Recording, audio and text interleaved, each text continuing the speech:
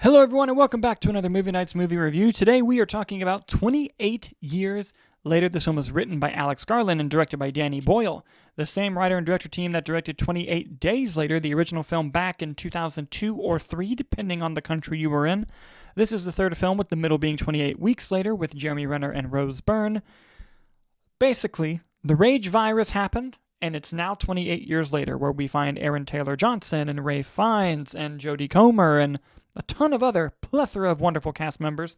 And particularly, I want to shout out the young kid in it. Was it Rocco Haynes, I think is his name? No, that's young Jimmy. What's that kid's name? Alfie Williams. Alfie Williams. Thank you. Although young Jimmy was good as well. Alfie Williams, which I believe it's his first movie. Amazing performance. Amazing performance from Alfie Williams. But let's dive into the review. Spoiler alert, I love this movie. And I know that not everybody does. It's going to be a divisive one. But I think this movie does exactly what the first film did, but in an updated way for an updated time. I personally, and I know everyone's going to feel the same way, I love the style of the 28 Days series and the stylisticness of Danny Boyle and just how good he is at this style versus any other filmmaker who would come in and try to emulate the style. Both in just the way that it's shot normally, it's shot during the infection kills, just that in-your-face filmmaking at its finest. The editing, I thought, was wonderful. The way that it flips the story on its head, just like the first film, the way it flips the story on its head, where you think it's going to go one direction, and it completely takes you in this direction to be a far more emotional, poignant experience. I loved. The movie's not perfect. You know, I think it has some pacing issues, I think. I think it also has some issues where, as much as I love the style, sometimes it can get in the way of the substance. Not at all in the third act. The third act was perfect. Ray Fiennes' performance is unbelievable. I love how they marketed what you think that character is going to be versus what that character actually is. It has some very interesting questions about where this world is 28 years later in mainland UK, where they kind of pushed the virus to be in one place. And I thought that the infected in the movie were crazy awesome. I love the introduction of the alphas. I love the introduction of the slow ones who crawl on the ground to kind of conserve their energy. I love this world. I thought this was a very welcome entry into this world. And I thought that the way that it was able to have commentary not only on just what this world would be like now, with using the times of now to tell that story, similar to how they used the early 2000s to tell that story, but also just seeing the different ways of community and ideologies, I think is the most interesting part. And I don't consider this a spoiler. I'm not going to say who the characters are. Mm-hmm. But early in the film, you have one character who's teaching somebody about the infected and how to kill them, where he says, they're not human. They don't have souls. When you kill them, you're not killing a person. And the more you do it, the easier it gets. Which is a harsh reality, but it's one that you kind of have to think about in that world. Maybe that's the same. You have another character speaking to the same person who informs them that these were all once people. These were people who technically never died. People who just became consumed with rage. And if we're going to be treating them as dead with the living, we should treat them as human beings when we're living in this world, kind of doing our own thing. And those two ideologies throughout the movie I thought was very interesting, and they're not happening concurrently. You're living with one through the first half, and then you get to another in the second half. And it makes you completely look at the whole movie in a different light. And I thought that was the most genius part of the movie. I thought it was the most welcome part of the movie. And seeing how it played out from beginning to end, it made me just want to immediately watch it again. I really like the film.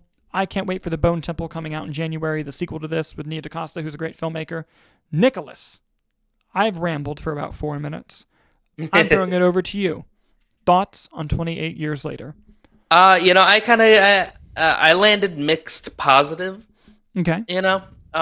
So I unfortunately have not seen 28 Days nor Weeks. All right, this was your first one. Yeah. This was my first one, so I don't know what I expected stylistically, but it was not that.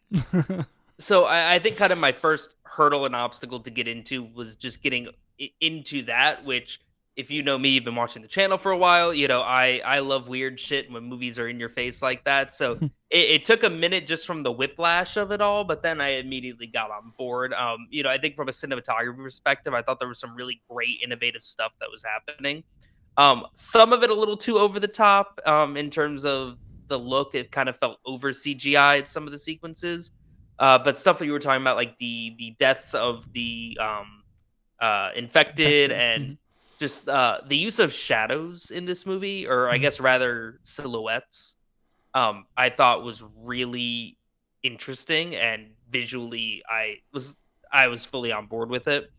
In terms of the story, I think parts of it worked, parts of it didn't work. I agree with what you said, where a lot of times, sometimes it was kind of style over substance, but when the substance hit, like you said, the entire third act, which is kind of the most tame of the movie in terms of like editing, and I thought that it's when the movie was firing on all cylinders for me personally. Ray Fiennes comes into the movie like an absolute wrecking ball. And I Mhm. think the marketing and what the movie has led you to believe about that character versus what the character actually is such a great subversion of expectations. And Yes.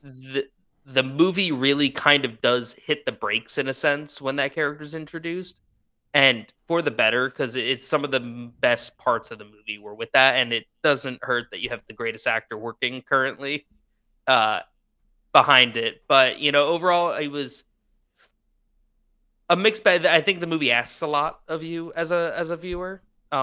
Stylistically, both some of the story points and plot elements that get introduced. I won't go to spoilers, but something that happens on a train, for example, and kind of Mm. leads into that third. I think that could be a little separating for a lot of viewers. But overall, it was kind of the good, the bad, kind of evened out to just a mixed positive for me. Solid 3.5, I think, is kind of where I'm sitting with it. Three on a bad day if I'm really feeling, pessimistic about the state of movies, but it was something fresh and unique and innovative, so I wanted to give it a little bit more edge there. And it also has just a bonkers third act, which or a bonkers like ending scene, I should say, Oh yeah, yeah. that I am interested to see that storyline continue in what I assume would be the Bone Temple. And again, also shout out though too, this is a coming of age movie Yeah. in a zombie apocalypse, and I thought Alfie Williams gave an excellent performance. I mean, in terms of young talent right now, we spoke on another review on the channel that I don't know where this is coming place, but for Life of Chuck, there's a young actor in Mm. that movie that absolutely crushes it, and it's just great to see movies where we're talking and saying like, "Oh my god, the young performance in it was phenomenal." Like, I'm excited to watch what these actors are doing next. No, 100%, 100%. And it's so funny talking about the style because as someone who's seen the first two films, I was looking forward to the style. So like when I'm in the movie, I'm like, give me that weird angle shit. Like I'm here, Yeah. Danny Boyle, you got me. Let's see it.